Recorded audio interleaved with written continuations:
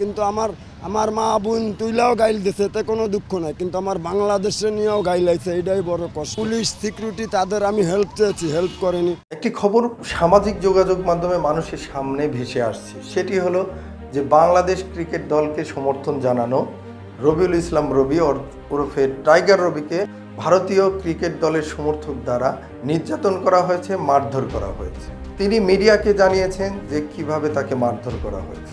এর আগে পুলিশের সাহায্য চেয়েছিলেন তিনি, কিন্তু তাকে কোনো সাহায্য করা হয়নি।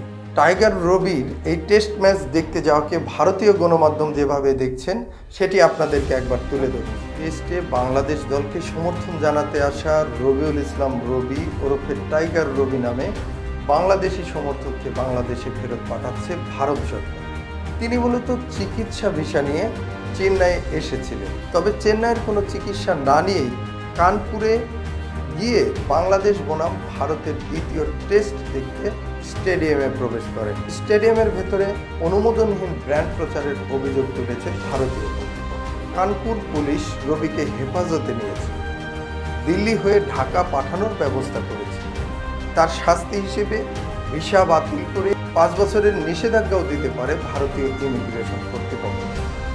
ভারতীয় সূত্র জানিয়েছে রবিকে বর্তমানে কানপুর পুলিশের মাধ্যমে দিল্লি পুলিশের কাছে হস্তান্তরের কাজ চলছে। খুব শীঘ্রই দিল্লি পুলিশ বাংলাদেশ জাতীয় ক্রিকেট দলের এই সমর্থককে ঢাকাগামী একটি ফ্লাইটে তুলে দিবে। এর আগে ম্যাচের প্রথম দিন এই বাংলাদেশি সমর্থক মিডিয়া স্ট্যান্ডে লাগোয়া গ্যালারির দ্বিতীয় তলায় ভারতীয় সমর্থকদের পক্ষ থেকে মারধরের অভিযোগ এনে মাটিতে লুটিয়ে পড়ে। পুলিশ তাকে সেখান থেকে হাসপাতালে পাঠায়। এই হামলার খবরে কানপুর পুলিশ নড়ে চড়ে বসলেও রবির ভারতে আসার কারণ নিয়ে তারা তদন্ত শুরু করে। বাংলাদেশি সমর্থককে যে মারধরের অভিযোগ শোনা গেছে, স্টেডিয়ামের মধ্যে স্থাপিত সিসিটিভি ক্যামেরায় সেই ফুটেজ ধরা পড়ে।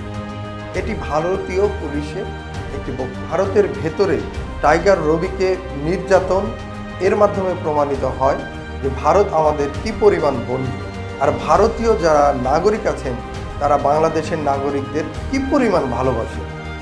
অতএব ভারতের বন্ধু, ভারতের ভাই, ভারতের দাদাদের বলতে চাই, আপনারা একটু সতর্ক হন, কারণ আমরা ছোট দেশ হলেও আমরা আপনাদের বয়কট করতে যাচ্ছি। অদূর ভবিষ্যতে আপনারা আর বাংলাদেশমুখী হতে পারছেন না। আপনাদের লজ্জা থাকা উচিত যে যেই বাংলাদেশের কাছ থেকে ভিক্ষা নিচ্ছেন ইলিশ, সেই বাংলাদেশি মানুষদেরকে আপনারা আঘাত করছেন সামান্য বিনোদনের জন্য।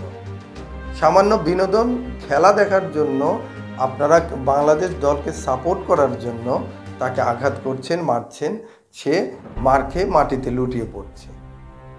এর চাইতে লজ্জা করার কি হতে পারে?